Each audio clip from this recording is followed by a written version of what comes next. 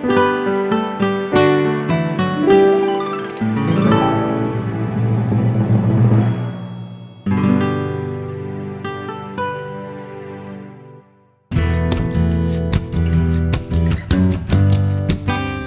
the best of Oklahoma Gardening is about youth gardening. We travel to the Ponca City YMCA to visit a youth gardening program. Then in Muskogee, Oklahoma, we stop by a daycare that uses gardening as part of its curriculum. Former host Brenda Sanders creates a planter out of a toy dump truck. And Assistant Extension Specialist Shelly Mitchell has a gnome garden project.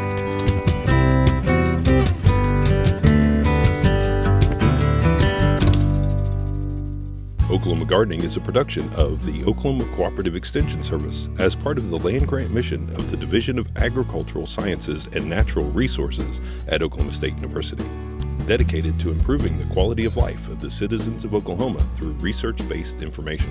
Underwriting assistance is provided by TLC, Oklahoma's leading garden center, Southwood Landscape and Nursery, Tulsa's source for great gardens, and the Oklahoma Department of Agriculture, Food, and Forestry, helping to keep Oklahoma green and growing.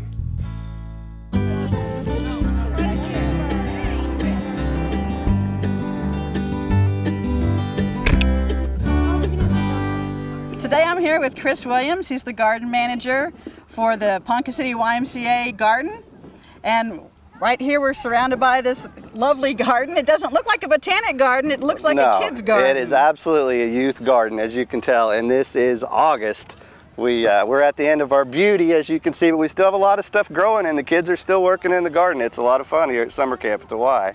Yeah, it's good to see a kid's garden where you know the kids are doing it. And Absolutely. Looking at this, you could tell the kids are doing it. Yeah. And the kids could probably explain everything they're doing. They can, and yeah, they have a lot of fun. Maybe we can talk to some of them here in a little bit, but you see they're sifting dirt. They know how to do crop rotations and how important it is to sift the soil and add amendments to the soil, and we'll test the pH levels. So we're trying to teach them right. So you didn't come into this knowing much about horticulture, did you? Absolutely not. So how Absolutely did you decide to do it and then start? I was asked to do it by my wife, Stephanie Williams. She's the senior program director at the YMCA. She runs the summer camps. And when your wife asks you to do something, you don't say no. I knew absolutely nothing about gardening, but with OSU and the YouTube channels and Oklahoma Gardening and the extension offices, Corbin has been fantastic in helping us. We started this 3 years ago, and every year it gets a little bit better. We learn a little bit more and we make some improvements. This will be our first year. We're going to try to not stop, and it'll be our first fall garden, so we can have an after school club come in and help us, and we'll be harvesting pumpkins in about 60 days. So where do you get all your supplies and how do you get the funding? A lot of it's donations. That's what we rely on so much. Our local Lowe's Home Improvement Store has given us seeds. We have Keithley's Nursery here that's been helping us out a lot. A local car dealership gave us, Pemberton Chevrolet, gave us some tools and gloves for the kids to use, so we couldn't do it without the support of the community. And about how many kids get to use this garden year round? Right now we're running about 65 kids through the summer. We have Little Sprouts that are 5 to 10, and they got to come out 2 separate times for 1 entire week, a couple hours every morning, every day of the week. And then our Green Thumb Brigade, which is our teen group, they come twice a week, Tuesdays and Thursdays, for 3 hours each time that they come out to the garden. So they're learning a lot, and I love the discovery in the children. If anyone ever wanted to start a garden, I couldn't encourage them to do it. I mean, you've got to just, don't be afraid. It doesn't have to be pretty, just start. And what advice would you give someone who was interested but didn't know where to begin? Oklahoma Gardening. If you're watching the television show, you've got an interest, right? So the YouTube channels, go through YouTube, look up anything you want to know about. It's all there and available for you. You just got to look for it. And you said that when I was talking to you earlier, you said the kids choose this activity. There's other competing activities they could have chosen instead. Yeah, absolutely. Through the summer camp program, they could do archery, they could do ceramics, they could do arts and painting, or they could choose to come and work in the garden. And it is a working garden. They don't just come and pick strawberries. They'll pull weeds, they'll plant things, and to do the fun stuff, you have to do the hard work stuff too. But it's so rewarding, and the discovery of a child to pull a carrot out of the ground for the first time and to actually taste what real food tastes like. I think we've all forgotten what food tastes like. So the kids go home, tell mom and dad, then they come back, hey, we planted a garden this weekend at home, and that's thrilling for me. It's exciting. So do you think a lot of kids might not have known where their food came from Absolutely. until they got into this? They don't. And I'm guilty as well. I was not a veggie lover. But when you grow something from a little bitty seed, you have to try it. And I've discovered I like things that I never thought I liked before. So once you get started, it's so addictive. Everybody, you just give it a shot. Do you have a lot of returning campers? We do. With the program, they have what's called CITs, which is counselors in training. So those kids started out as little sprouts, and when the 3 years that I've been with them, I've been able to watch them grow and become, and now they're counselors in training, which are the lime green shirts, which are the camp staff, and then those kids will be bringing up the next generation of little sprouts. So it's a lot of fun to see. So what do you think the kids get out of this the most? Get out of this, we'll have to ask them. Okay. Ew, he did my skin. It's a caterpillar. He holds on with his feet. Sticky. What do caterpillars turn into? Butterflies. Everybody knows that. You guys ever learn about that in class? I'm here with Alana and Tyler with the teen program here at the Ponca City YMCA Garden. And we just thought we'd talk to you guys about what it is you get out of this and what you like the most. What makes you come back and keep doing this? Food. I don't know. We get to eat most of the stuff here. What do you like to eat? Strawberries. The strawberries? What happens when they're not in season? What do you eat? Usually cucumbers. Cucumbers? Is there anything you've tried new since doing the gardening? Tabasco peppers. Don't try them. Well, that's where they get Tabasco from. They're pretty hot, huh? And what about you, Tyler? What's your favorite part about this? I like eating the strawberries, working here. It's pretty fun. So what do you get out of it the most? Do you get a sense of like belonging or a sense of learning new things or? Sense of learning new things mostly. Yeah, it's just way more fun than sitting up there in the shade and stuff. What do you think tastes better? Grocery store food or fresh food? Fresh food. Do you ever just eat it without washing it off? Yeah. All the time, like dumb. Do you guys like the flowers? You like the art that they made out of those old tires? Yeah. That's pretty cool. Nothing gets wasted. Nope.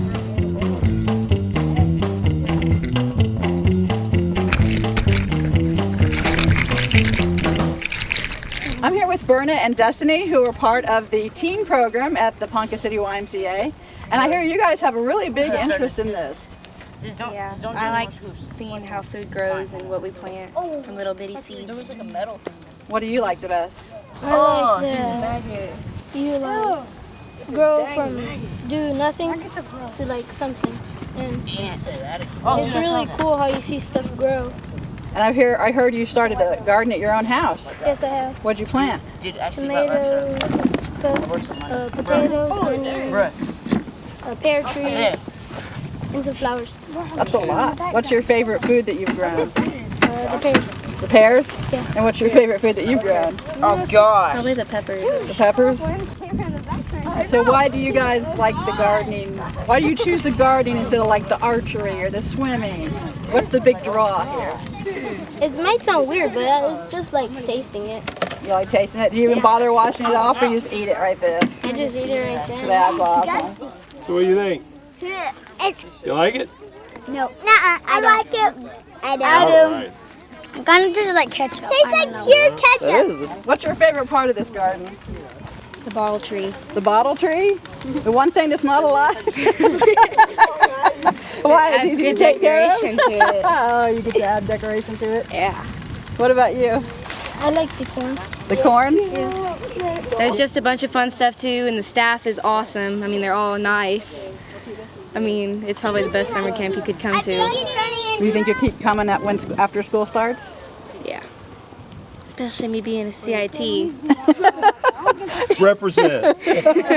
So you're gonna do this next year? Yeah. And what's the favorite thing you'll take the kids out to experience? You think they'll like planting or weeding or eating, or what do you think their favorite parts will be? Probably the eating part. For more information on gardening with kids, contact your local OSU Cooperative Extension Office. Explore resources on our youth gardening website, or check out OSU Cooperative Extension fact sheet HLA 6402, Children's Gardens in Which to Learn and Grow. Yay, gardening!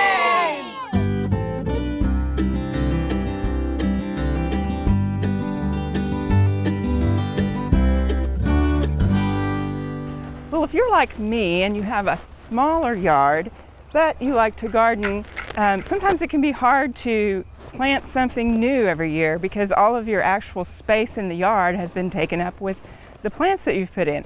But that's where container gardening is great. And I absolutely love container gardening. And the other way to mix it up is to look around for things that you have that are more unusual containers and not just using pots.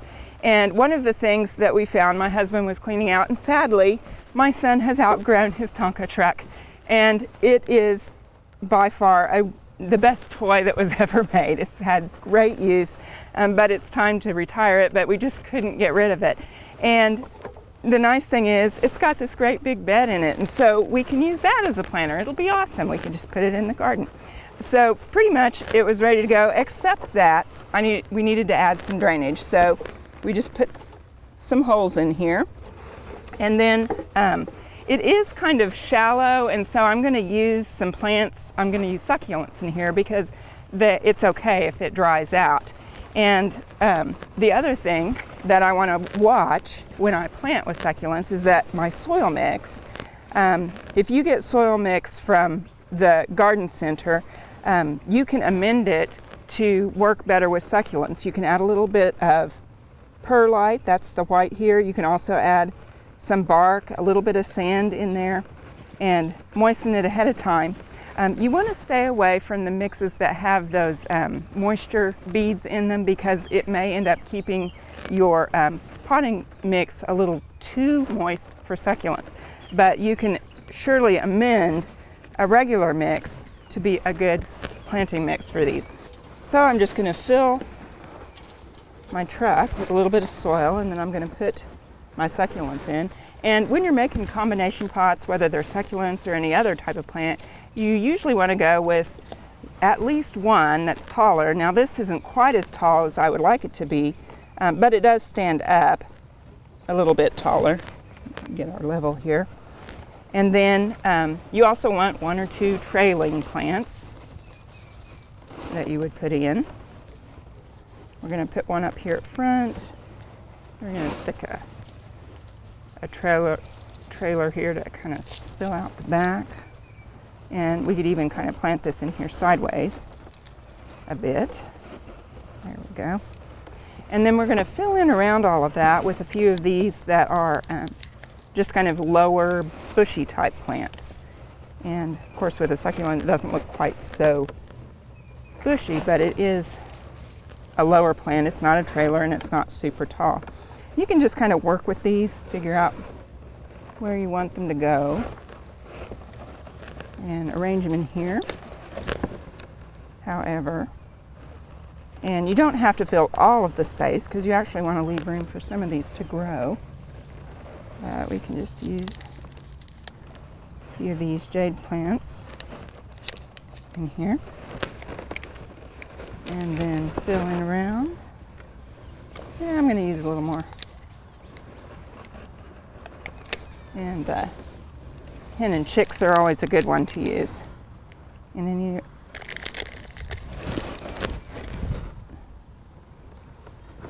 okay. And then we're going to fill in. Now be sure, as you're planting these, oddly enough, succulents, which are such tough plants, you actually have to handle them kind of gently, even though these don't have thorns. But once you've got it all planted here, you can just water in, and that will actually cause the soil to settle a bit, and then you can fill in around it as you need to. So this is a fun project, kind of a way to mix up your container gardening, and also you can do it with your child that's getting rid of toys, and if he's like mine, he doesn't want to get rid of any toys anyway. So they'll enjoy finding a new use for their favorite toys. Look what you got! Okay, put it in the bucket. Well, today we're in Muskogee, Oklahoma at the Little Sprouts Learning Center, and I'm here with Christina Camp. She's been doing a daycare for about 20 years, and she's incorporated gardening into the daycare curricula for about the last 4. So today we're going to explore her garden and see why she does it with her kids. So this is your garden, and you haven't had the whole thing the whole 4 years. Right, this expansion we've had for 2. So this is just right outside your daycare. Right. And what do you do with the kids out here? They plant everything. They plant all kind of seeds and seedlings. We're gonna plant some Brussels sprouts to grow this winter. Who likes to eat Brussels sprouts? Me too. Okay, we need a hole that's 1 knuckle deep for these Brussels sprouts. Just now get you 3 seeds and put in your hole. do it. I got Get 3 seeds. Put your finger in there. Make a hole. Once you have your seeds in there, then put a little bit of dirt over the top of them. Right. Just one knuckle, just a little bit. Like 1 knuckle. Can you do it? You got yours smushed? Good. It's pretty. They're pretty wet because they got rain last night, but let's put a little water on them. Good job. Pass it.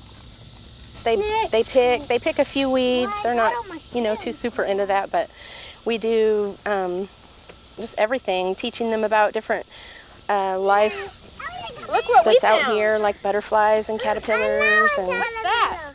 caterpillar. Color that caterpillar is? What? Three colors. What colors? That green, yellow. Green, yellow, and Green. You said it. Say it again. Yellow and green. Green, yellow, and black. Anything you can think of. The garden can teach everything. And so what age are the kids that you work with?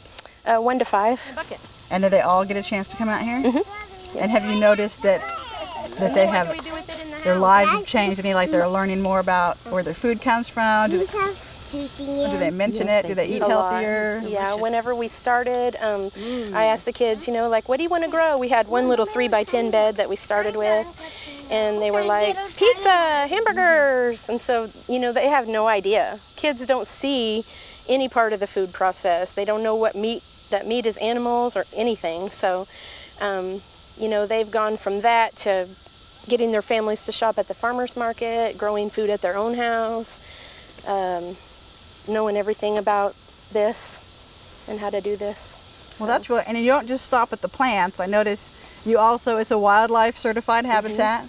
And I notice you've grown some birdhouse gourds. Yes. And do you have the kids help make those into birdhouses? And they all got to take some home and have birdhouse gourds at their house and stuff. So.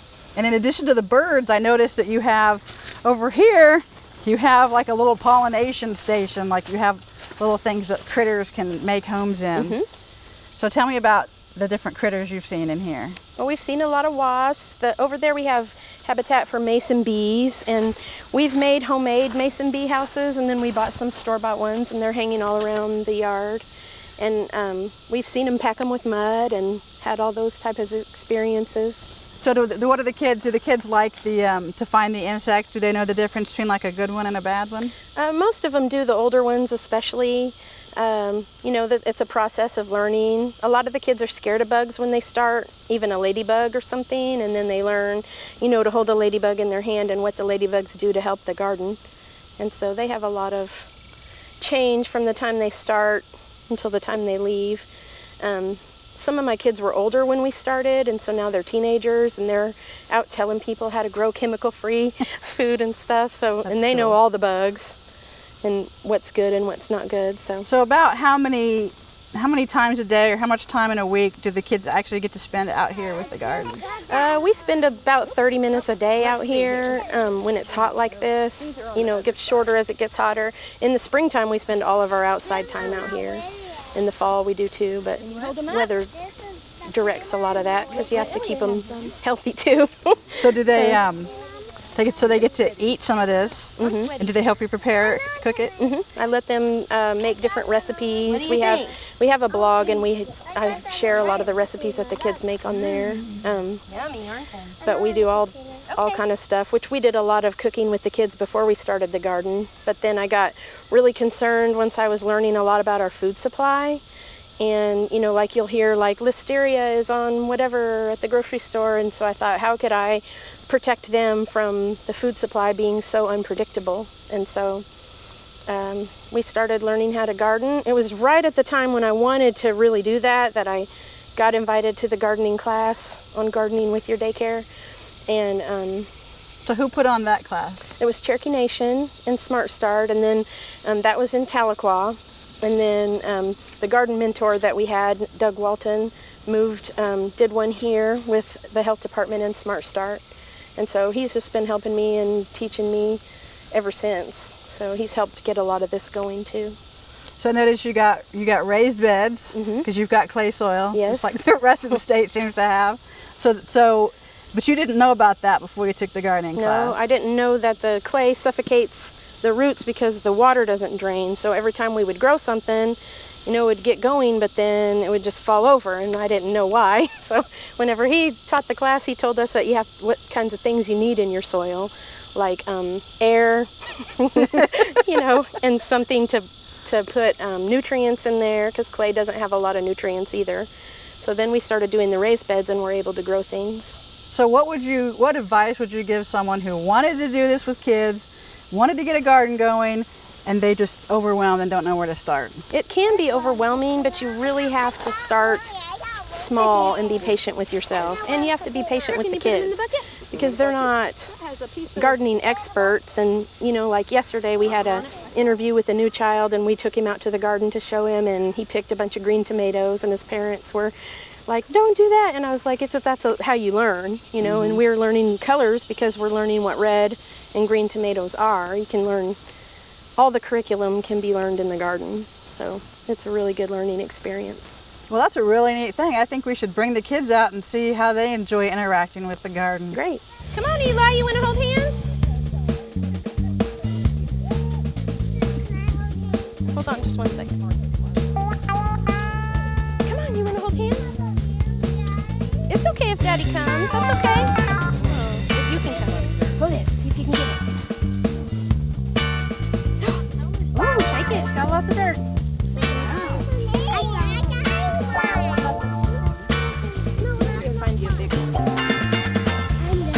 Now what will we do? What else do they need to grow? Yeah. For more information on gardening with kids, contact your local OSU Cooperative Extension Office. Explore resources on our youth gardening website, or check out OSU Cooperative Extension Fact Sheet HLA 6402, Children's Gardens in Which to Learn and Grow. What do you think, buddy? Is that a good tomato? Yeah. Little bitsy tiny one. Yay, double the gardening!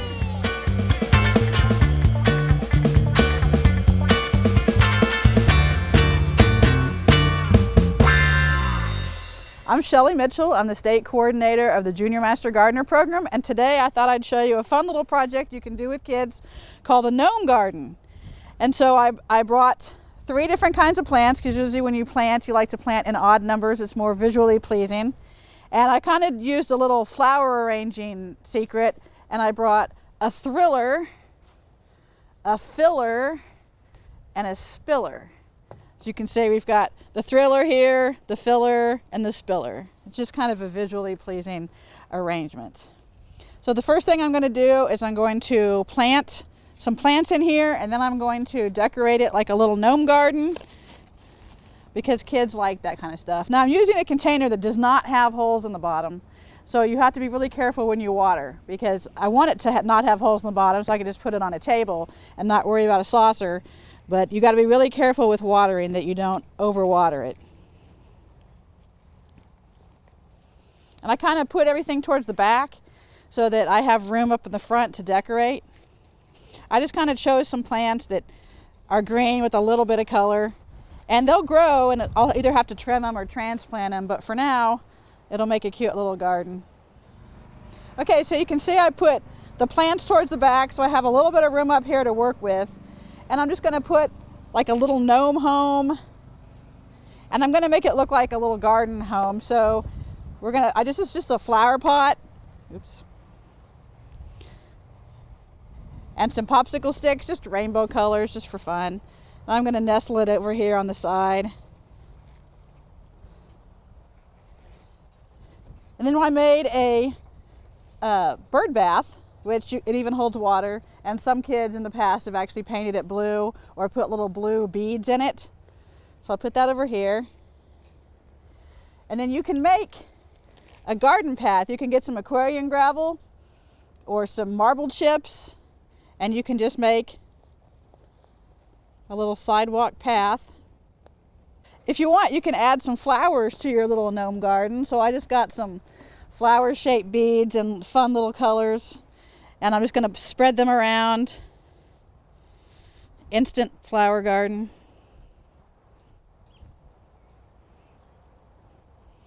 Put some behind the flower.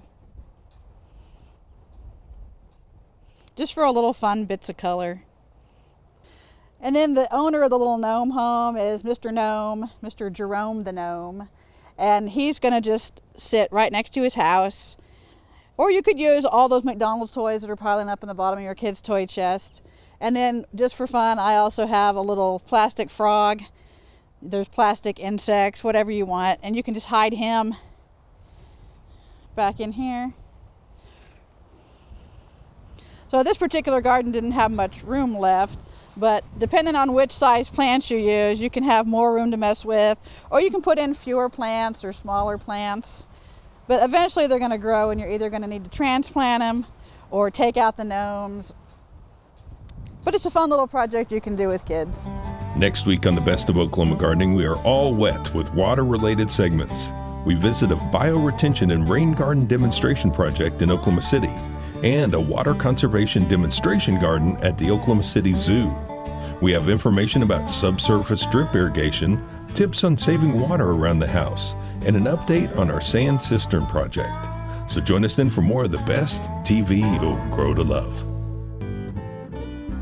To find out more information about show topics, as well as recipes, videos, articles, fact sheets, and other resources, including a directory of local extension offices, be sure and visit our website, oklahomagardening.okstate.edu. And we always have great information, answers to questions, photos, and gardening discussions on your favorite social media as well. Join in on Facebook, Twitter, and Instagram. You can find this entire show and other recent shows, as well as individual segments on our Oklahoma Gardening YouTube channel. And tune in to our OK Gardening Classics YouTube channel to watch segments from previous hosts. Oklahoma Gardening is produced by the Oklahoma Cooperative Extension Service as part of the Division of Agricultural Sciences and Natural Resources at Oklahoma State University. The Botanic Garden at OSU is home to our studio gardens, and we encourage you to come visit this beautiful Stillwater jewel. We wish to thank our generous underwriters, TLC Garden Centers, Southwood Landscape and Garden Center, and the Oklahoma Department of Agriculture, Food, and Forestry. Additional support is provided by Pond Pro Shops, Greenleaf Nursery and the Garden Debut Plants, and the Oklahoma Horticultural Society.